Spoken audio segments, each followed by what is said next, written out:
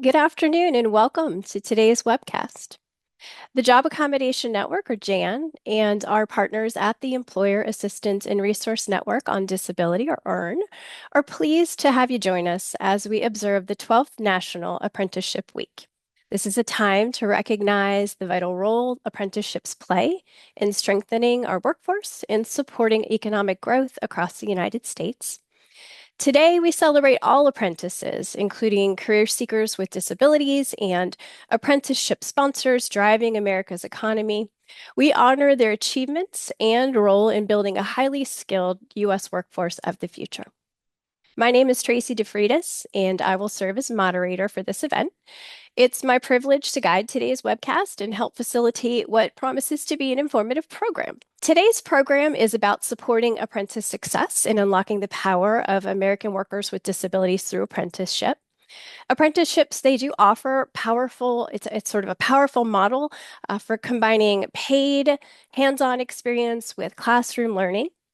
It prepares individuals for high demand roles in industries like manufacturing and technology, infrastructure, and others. And as employers work to meet growing workforce needs, including individuals with disabilities in apprenticeship programs can expand talent pipelines and support productivity. Today's discussion will highlight resources from JAN and EARN, which provide practical guidance to help employers implement effective strategies, including reasonable accommodations. And these approaches support apprentices from initial training through long-term career success. So there is a lot to learn today. Now, I would like to introduce our distinguished guest, Assistant Secretary of Labor for Disability Employment Policy, Julie Hawker, who will offer today's welcome.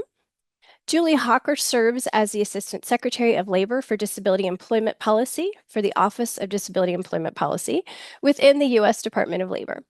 She is a strong advocate for the dignity of work and the meaningful contributions of Americans with disabilities to our nation's workforce. Assistant Secretary Hawker brings extensive leadership experience from both the public and private sectors.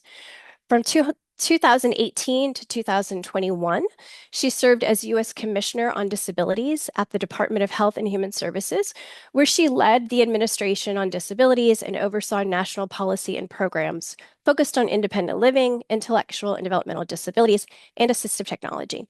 And during her tenure, she launched the National Disability Employment Technical Assistance Center and helped establish the Pathways to Partnership program, supporting youth as they transition from high school to higher education, job training, and also work. In the private sector, Assistant Secretary Hawker has held leadership roles in finance and consulting, and most recently serving as Director of Public Health at Guidehouse, where she advanced innovative disability policy at the state and federal levels. She also played a key role in national leadership training initiatives and worked with members of Congress to strengthen ABLE accounts, promoting greater economic independence for Americans with disabilities. She holds a degree from St. Mary's College of Maryland and earned an MBA from the University of North Carolina at Chapel Hill. Please join me in welcoming Assistant Secretary Julie Hawker. Well, thank you, Tracy, and thank you everyone for having me here today and for joining us for this great training. As a part of National Apprenticeship Week, we are thrilled that employers and workforce partners all across our nation are joining us today. Your leadership is essential to strengthening America's talent pipeline. You already understand that talented workers with disabilities contribute unmatched skills, creativity, and determination that help businesses thrive and compete. Today is about building on our success. We want to support you as you hire disabled Americans into apprenticeships and jobs with clear paths to advancement. I also want to thank everyone here who showed up to learn more and to get started. This is critical work. The Department of Labor is committed to ensuring that every American, including Americans with disabilities, have the opportunity to thrive in our nation's workforce, especially in a world that is rapidly being shaped by AI, technology, and innovation. We know that the most reliable path from learning to long-term employment is paid work experience.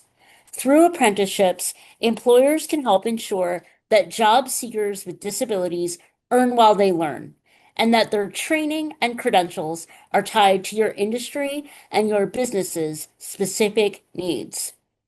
Job seekers gain skills and clear paths to advancement. Employers gain knowledgeable, invested talent.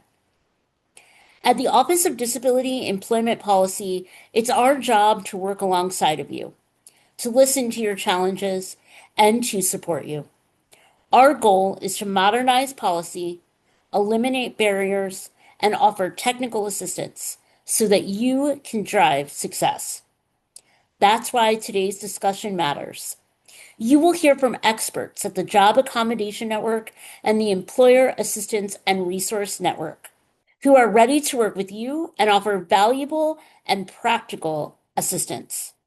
Their goal is to help make sure that apprenticeships in your industry and in your community are fully accessible for all Americans, including Americans with disabilities, and that their skills and credentials map to the jobs that you have. Jan's Matthew McCord will demystify accommodations at every stage of an apprenticeship, from recruitment through training and placement, and even before that, in pre-apprenticeship. Jan ensures that apprentices with disabilities, with accommodations and accessibility in mind, can thrive in the classroom and on the job. EARN's Elise Switzer will focus on the value of apprenticeship from the employer's perspective. EARN's resources help organizations align training and job supports with workforce needs, expanded paid internships, and apprenticeships that lead to hiring. And they help create straightforward pathways for employers to partner with schools, workforce boards, and community organizations. The bottom line is this. We understand that for your business to flourish, workers need to flourish. At the Department of Labor, we're here to help build that workforce with you. Under President Trump's leadership, we are committed to expanding America's opportunity and advancing economic mobility. ODEP is making sure that Americans with disabilities remain at the forefront of that effort. We are streamlining connections between education and work and promoting career and technical education, pre-apprenticeships, and apprenticeships that prepare youth and adults to lead and succeed. ODEP continues to work with partners, industry leaders, and workforce intermediaries to expand apprenticeship pathways across emerging and priority sectors like advanced manufacturing, infrastructure, cybersecurity, technology, and others. Today isn't just about training, though. It's an invitation to partner with us to move more people into sustainable jobs and toward financial independence for themselves, as well as for the success of your business. I want to thank you for investing your time today. I encourage you to connect with Jan and Earn. Use the resources they share today and explore how these tools can help you build stronger, more resilient workforce pipelines.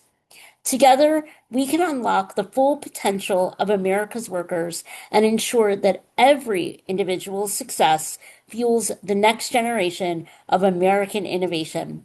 I want to thank you all again, and Tracy, let's get started. Wonderful. Thank you so much. We very much appreciate you, Assistant Secretary Hawker, for your insightful remarks and for sharing your perspective with us today. We appreciate your continued work to strengthen employment opportunities and workforce pathways across the country. And your time and your contributions are very valued. And we're so grateful that you're here with us today. So thank you so much. All right, so now I'd like to welcome and introduce our program speakers. And first up, we have Elise Schweitzer, who's the Senior Extension Associate with the K. Lisa Yang and Hock E. Tan Institute on Employment and Disability. In her role, she leads projects focused on advancing disability employment in the workplace, conducts program evaluations, and also provides national technical assistance and training on disability employment and policy. She also develops content and delivers training for EARN with a focus on employer engagement strategies, evidence-based practices, and supporting successful transitions for youth with disabilities. Joining her is Matthew McCord, Senior Consultant and Motor Mobility Specialist with JAN.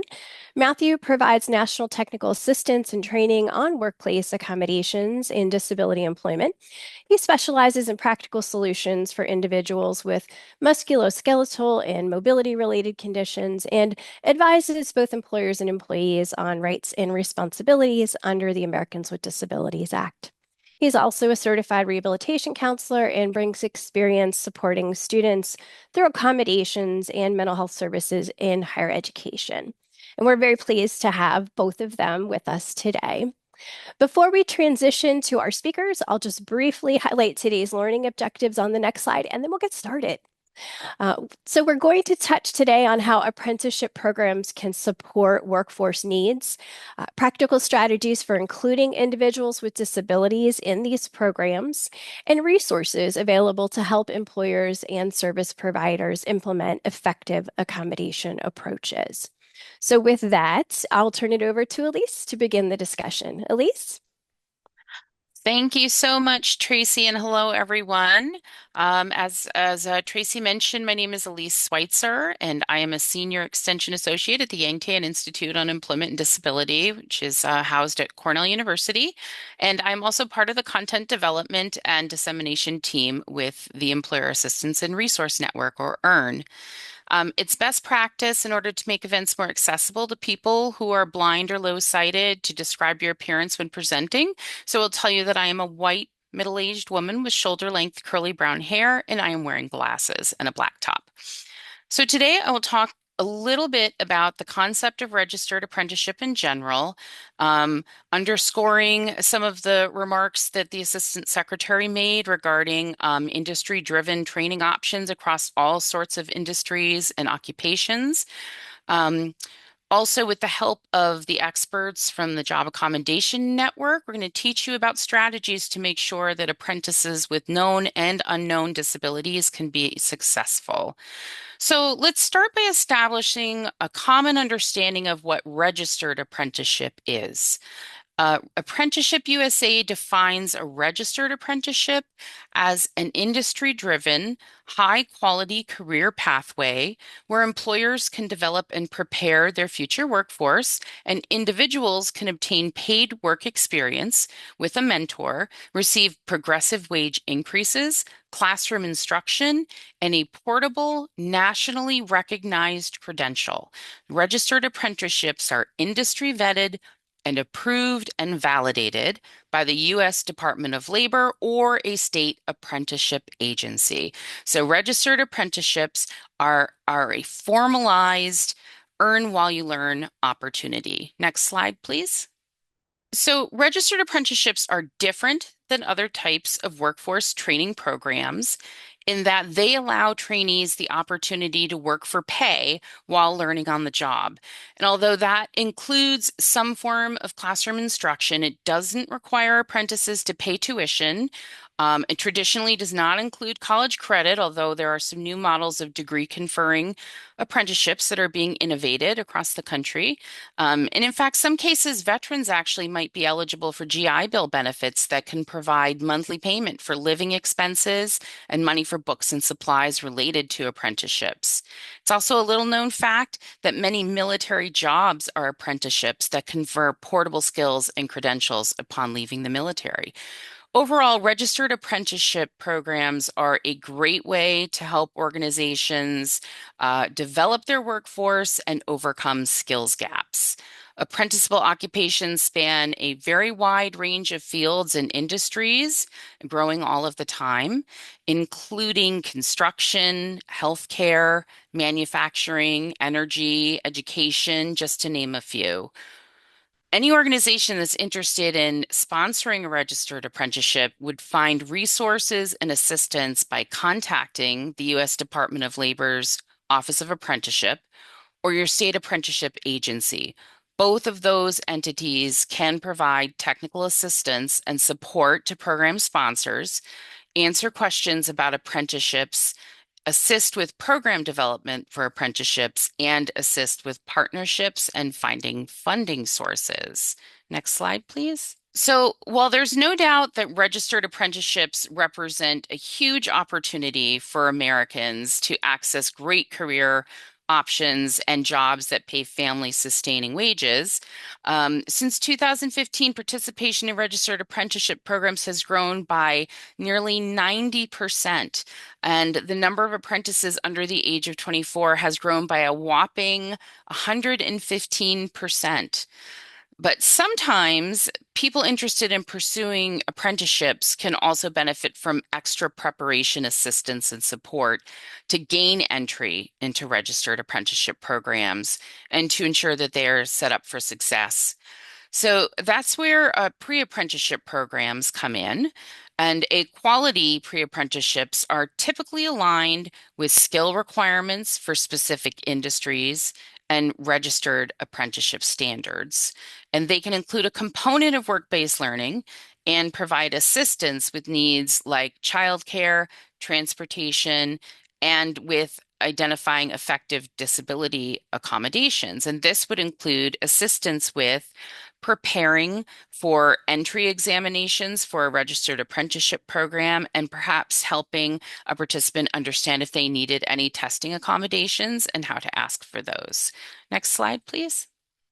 So work-based learning, whether it occurs as a component of a pre-apprenticeship program or another type of career and technical education program, provides learners in career prep programs the ability to gain real-world work experiences. So work-based learning can be paid or unpaid as long as unpaid work complies with applicable labor laws and does not replace the work of paid employees. And there are special considerations for students with disabilities and workers with disabilities who are enrolled in individual rehabilitation programs. Although the technical aspects of that are beyond the scope of this webinar today, the Wage and Hour Division of USDOL does have some useful resources on the topic. Next slide. There has also been historic growth in the expanded number of registered apprenticeships in recent years. So in fact, in February of this year, the U.S. Department of Labor announced an additional $145 million in funds supporting performance-based registered apprenticeship expansion across key industry sectors.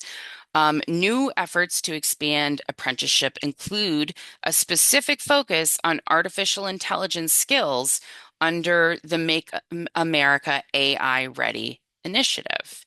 Next slide. So the goal of this administration, as the Assistant Secretary stated, is to reach and surpass 1 million active apprentices. And as I have described, these initiatives represent significant opportunities for the American workforce and American industry. So it's extremely important that Americans with disabilities can also access those opportunities. And my colleagues at the Job Accommodation Network and Matthew are going to spend the rest of our time together today, talking to you about strategies that help to create universally and accessible, supportive learning environments that increase the likelihood of success for all apprentices, including those with known or unknown disabilities. Because as apprenticeship opportunities continue to grow, they can be designed with universal accessibility in mind, reducing the need for individual accommodation requests and making it more likely that people with disabilities can succeed and complete those programs. Next slide. So now I'm going to turn the webinar over to Matthew, but if you'd like to learn more about specific strategies to recruit, hire, and retain and advance qualified people with disabilities from the Employer Assistance and Resource Network on Disability, you can scan the QR code on this slide, or you can also visit AskEarn, ASKEARN.org to learn more. Matthew? Thanks, Elise. Now that Elise has given us a good overview on apprenticeships as a whole, I'll be chatting with you all about more accommodation-focused topics to support apprentices across their journey, from learner to skilled professional. Let's begin by discussing developing the accommodation plan. Next slide, please. Like all good plans, accommodations tend to work their best when they are started early and adapt over time as the situations they are used in change. Most of the time, accommodations are not decided once and then locked into place forever. When the workplace situation changes or the apprentice's medical needs change, so too should the accommodation plan. This ensures that the accommodations will continue to support the apprentice's success at each stage of their apprenticeship journey, from building confidence in the classroom to reducing disruptions to their work after being on the job for years. What the apprentice needs from the accommodation will differ depending on what stage of their apprenticeship they are in. Sometimes accommodation needs in the classroom can look pretty different from accommodation needs while they're out in the field doing their work. For instance, an apprentice with hearing loss may need adaptive equipment to boost the instructor's voice in the classroom so they can hear the instructor more easily. While out in the field, they may need special protective headgear to prevent loud noises from damaging their eardrums and make their hearing issues even worse. We want to ensure we look ahead and develop an accommodation plan that can adapt to changing needs like these as the apprentice works their way through their apprenticeship journey. Next slide, please. In the classroom environment, accommodations can be an important part in how effectively apprentices with disabilities learn and hone their skills. For apprentices that are having concerns accessing the information in training materials, providing alternative formats could be helpful. For instance, materials provided in larger font sizes or audio recordings instead of written materials can be very helpful if the apprentice in question has low vision. Similarly, changes in how a learner can take and use their notes can be very helpful. For learners with memory concerns, it may be helpful to have study guides or cheat sheets given to them that highlight important details the apprentice may have trouble remembering. For learners with reading disorders, it may be helpful to deliver tests verbally instead of a standard pen and paper test. The physical setup of the learning environment can matter quite a bit as well.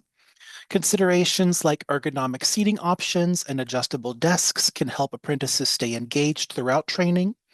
As an example, an apprentice may be distracted by disability-related needs like back or hip pain from prolonged sitting, so different chairs and desks can help prevent that pain from flaring up and allow them to focus on their tasks more easily.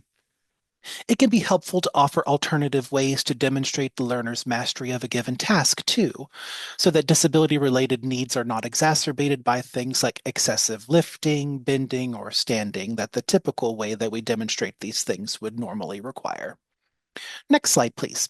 When apprentices progress from the classroom environment into more hands-on training, it's important for the focus to be on their ability to master the essential functions of the trade and not on the specific way of doing a task that most people in the trade happen to use to complete that task.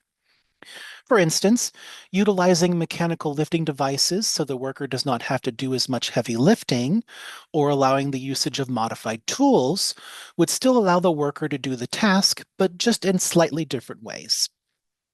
Remember, the purpose of an accommodation is to help the individual with the disability to overcome barriers because of their disability.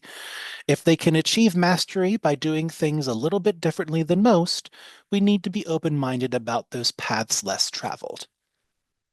Since everyone's bodies are a little bit different, it can be helpful to allow a gradual increase in workload at times. This will allow the apprentice to build strength and stamina with less worry about overexerting themselves in the beginning and potentially injuring themselves. As an example, an apprentice who recently had knee surgery may benefit from starting slow with tasks that require a lot of stooping or squatting, and gradually doing these tasks more often over time.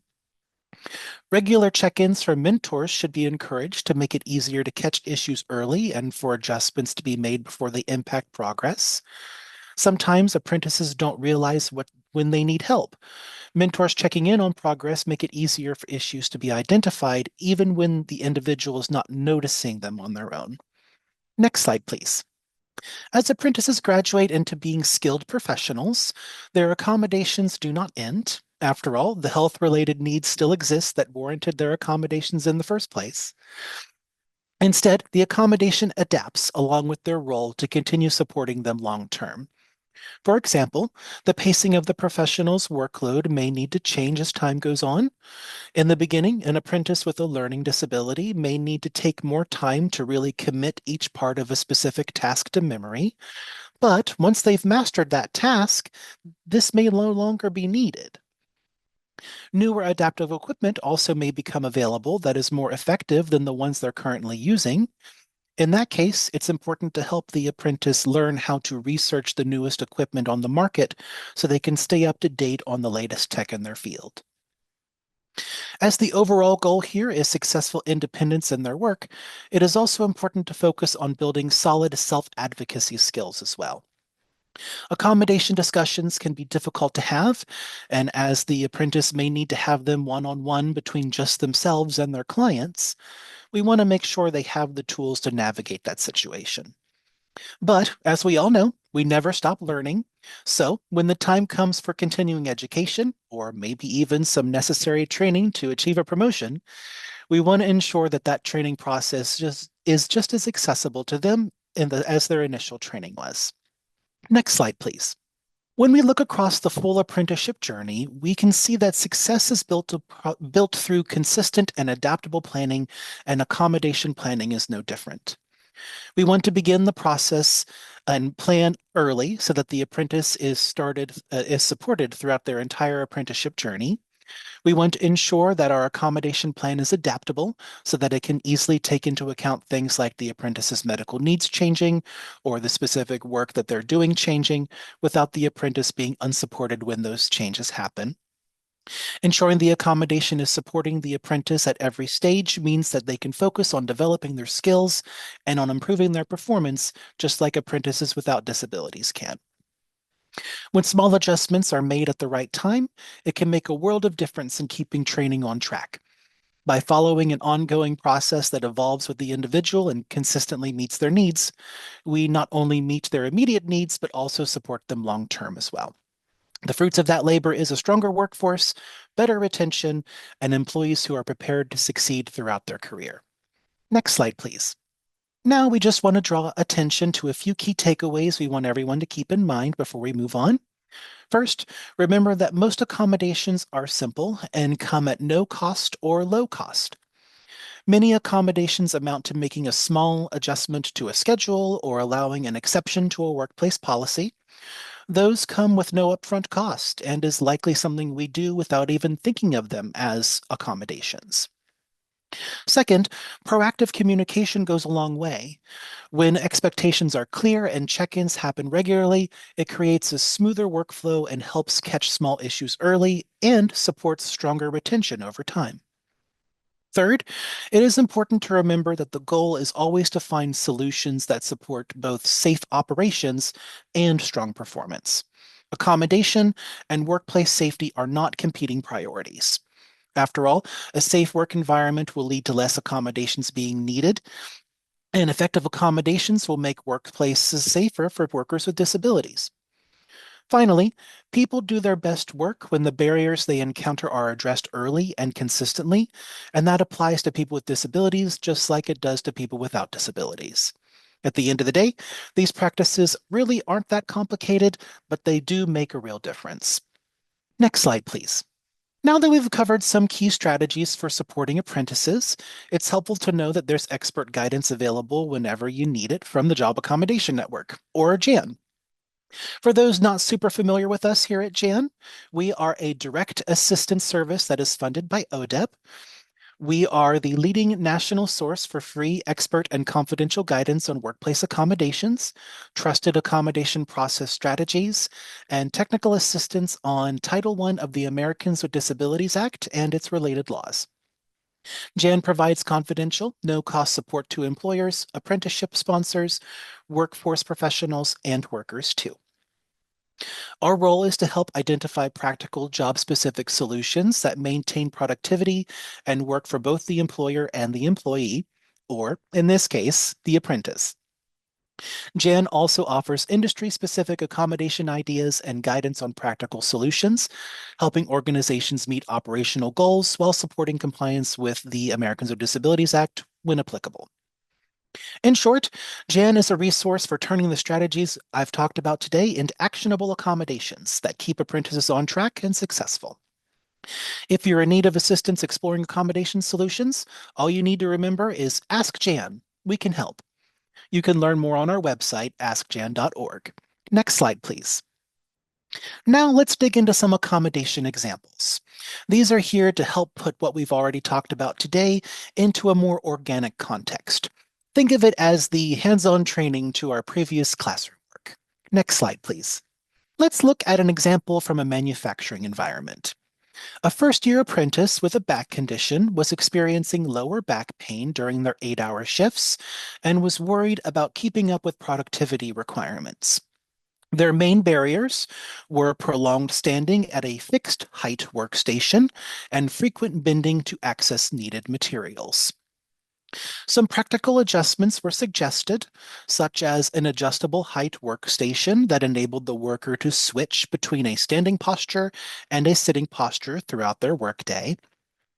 A stand lean stool was also suggested so that when the individual needs to work while standing, they could lean against that stool to provide some relief when they needed it. Anti-fatigue matting was also suggested to provide further support and make standing less painful when it needed to happen.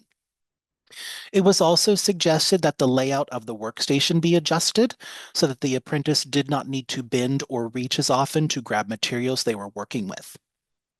Finally, it was also suggested that the apprentice be permitted to restructure when they do specific tasks so they can break up the standing work with other tasks to give them more opportunities to work while sitting throughout the day.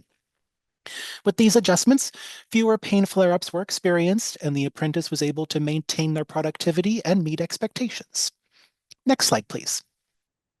Our next example involves an apprentice electrician. Our apprentice discovered that working on things overhead was aggravating their rotator cuff injury.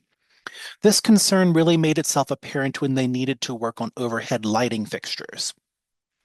Some of the suggested accommodations here were the use of reaching tools to reduce the need for prolonged overhead extensions. Devices like these help to extend reach so that full overhead flexion is not necessary to complete work that happens to be above head level. A work platform or an aerial lift was also suggested to raise the apprentice up without the need to use a ladder. This way, the overhead reaching required to climb the ladder could be avoided. The apprentice notated that overhead wiring tasks tended to require the most prolonged overhead reaching, so it was suggested that that specific duty be reassigned to other workers for now while their rotator cuff injury was still healing. Finally, it was suggested that adjustments to the schedule be made to allow the apprentice to take micro breaks so they could stretch out their shoulder more often throughout their day. These accommodations enabled the apprentice to continue learning their trade while performing their work safely. Next slide, please. Here's an example from a technical welding program. Our welding student found it difficult to sustain their grip on the welding torch for extended periods without their hands going numb. They found it required a lot more force than they expected it would to hold the torch steady, which led to hand fatigue and affected the consistency of their welding work. To address their concerns, it was suggested they try adding more ergonomic tool grips to their torch. As they needed to apply more pressure to the torch than they thought they would need to, grips with more padding could make it easier for them to sustain this without making their hands go numb as often. It was also suggested to try out using lighter weight welding torches. A torch with less weight would mean less fatigue from prolonged usage. Anti-vibration gloves was also suggested to help reduce any vibrations using the torch may send into their hand that could be causing the numbness to happen or exacerbating the numbness. Finally, a tool balancer system was suggested to help counterbalance the welding torch's weight too. These adjustments help to improve the quality of their welding work and reduce their pain and fatigue as well.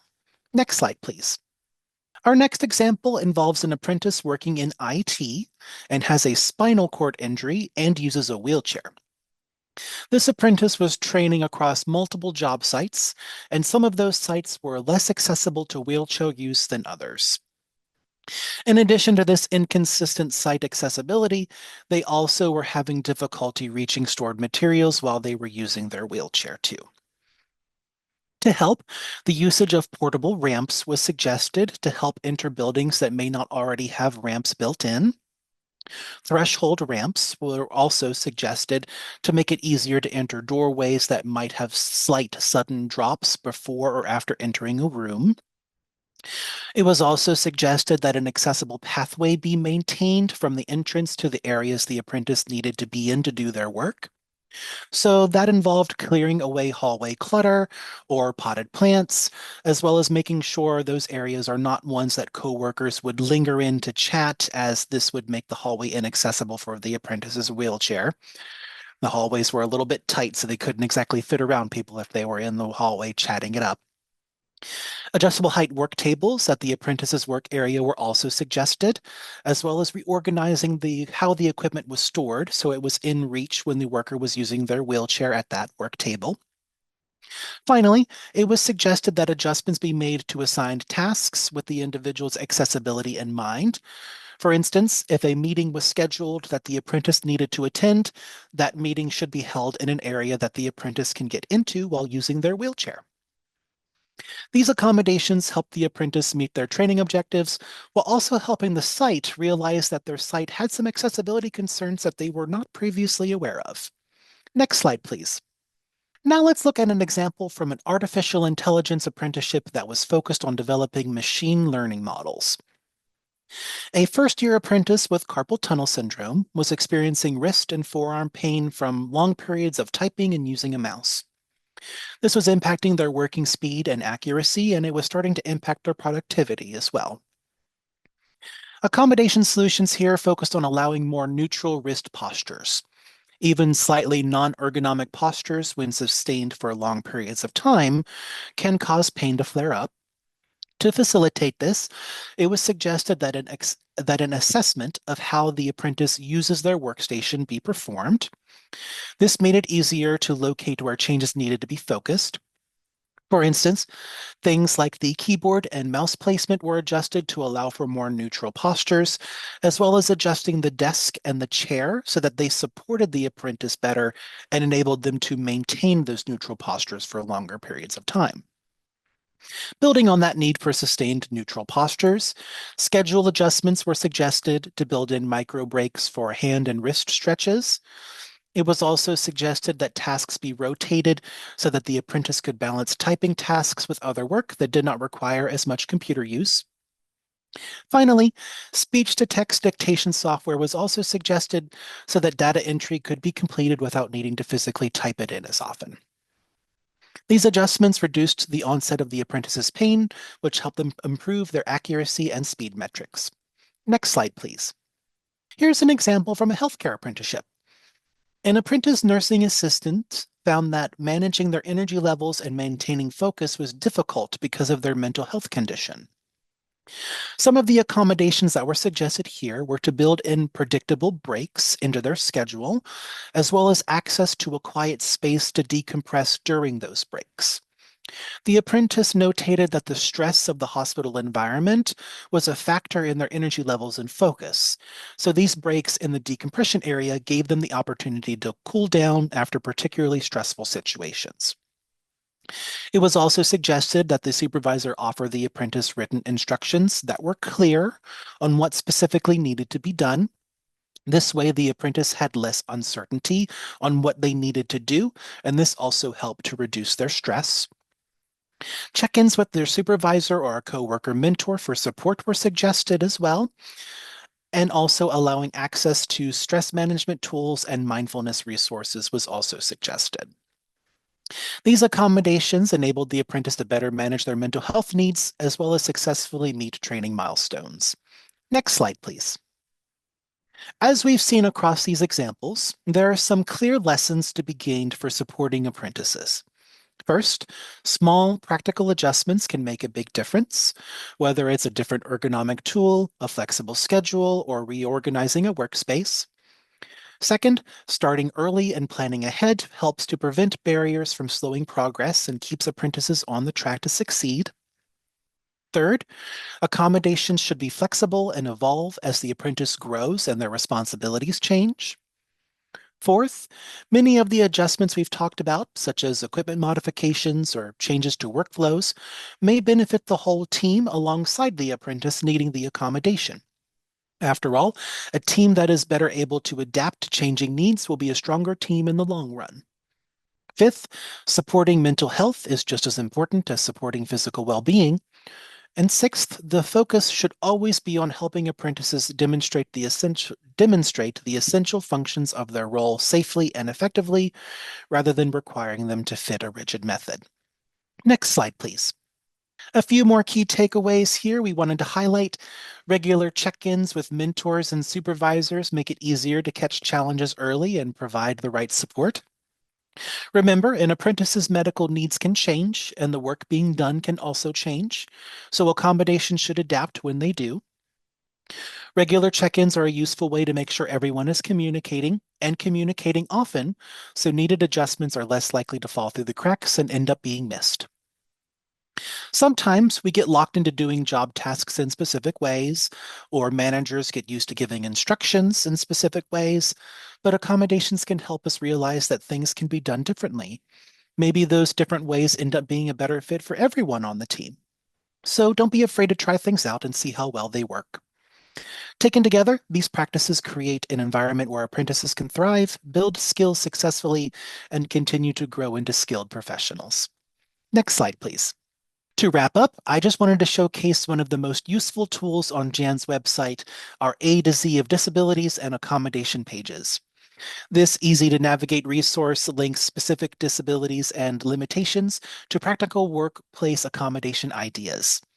It includes detailed information on health conditions, job functions, sample solutions, and ADA-related guidance. You can browse the A to Z lists by disability, by limitation, by work-related function, by topic, or by accommodation. Each tab provides unique actionable information to help you explore and implement accommodations, whether it's through modified schedules, job restructuring, assistive technologies, or other strategies. Exploring the A to Z lists is a great way to get targeted accommodation guidance and practical ideas that you can use right away, so be sure to check it out. Now, I'll hand the reins back over to Tracy as she has some additional resources to share with you all before we close out today. Tracy? Thank you, Matthew. We appreciate you sharing your practical insights with us today. We do appreciate the valuable perspective that you provided and the guidance you've offered to help support effective workplace solutions for apprentices. So with that, I do want to briefly kind of highlight a few resources, key resources before we finish the program. Including a newly released video from the U.S. Department of Labor titled Jan, Your Partner to Accessible Apprenticeships. This is a video that highlights how apprenticeships can open doors to well-paying careers in high-demand fields, such as artificial intelligence and healthcare and transportation. It also explains how Jan can assist individuals with disabilities in identifying the accommodations they may need to succeed in an apprenticeship and build a strong foundation for their careers. So we keep hearing that Jan is available, and we mean it. Now, DOL and the Office of Disability Employment Policy offer a range of tools and guidance to support employers and service providers and apprentices. For example, DOL's apprenticeships.gov is an official online hub for exploring, registering, and managing apprenticeship programs. And Elise mentioned this a bit earlier, but it does offer tools and resources for job seekers, employers, and program sponsors. So that's a good place to start if you want more information. And ODEP's Apprenticeship Accommodations Toolkit offers tips and strategies and resources to improve workplace accommodations and supports for disabled people who are pursuing apprenticeship programs and also pre-apprenticeship programs, while also helping to promote success for workers and employers. And these resources and many others do provide practical strategies and technical assistance and policy information as well to help build and sustain effective apprenticeship programs. So encourage you to check out the additional resources here. You can download the webcast PowerPoint for the direct links, and you can also access them in the chat. I also want to highlight that Jan and EARN serve as key partners in supporting accessible apprenticeships. Together, these ODEP-funded programs provide practical guidance and tools and technical assistance to help employers and apprenticeship sponsors implement effective accommodations. We are resources available to you. We encourage you to take advantage of what's available. Tools like the A to Z of accommodations that Matthew mentioned, accommodation solutions by occupation, and we also offer situations and solutions finder at askjan.org. All of these can be used to help explore accommodation solutions. And information and online learning from EARN on strategies to support apprentices with disabilities, build apprentice partnerships with registered apprenticeship programs, and also tap into recruitment resources and more, all available at askearn.org. So please do take some time and explore both of those sites for very valuable resources. Before we conclude, I do want to express my sincere appreciation to Assistant Secretary Julie Hawker, Elise Schweitzer, and Matthew McCord for your time and your expertise and your thoughtful contributions to today's program, and to the Jan, EARN, and ODEP teams for all of your support behind the scenes. We very much appreciate it. We do hope that this program it did deliver on the promise of providing very useful and actionable information related to apprenticeships and providing accommodations to support apprentices with disabilities. We also thank our attendees for joining us for this discussion on strengthening apprenticeship pathways and workforce opportunities for apprentices with disabilities. We appreciate everyone's participation. Now, as we conclude today's webcast, we do encourage you to stay informed and connected with ongoing updates and resources from both Jan and EARN. You can subscribe to their newsletters and follow social media channels on on all Facebook, LinkedIn, X, and then also on YouTube. And you'll find timely information, tools, and best practices there. So please do check all of that out. And if you need direct technical assistance and accommodation solutions, we do encourage you to contact Jan directly for tailored support. You can visit askjan.org for contact information or use the QR code at the top right of your screen to link directly to the Jan website. And finally, our funding disclosure, Jan and EARN are fully funded by the U.S. Department of Labor's Office of Disability Employment Policy. Everyone, thank you again for joining us today, and this concludes our program.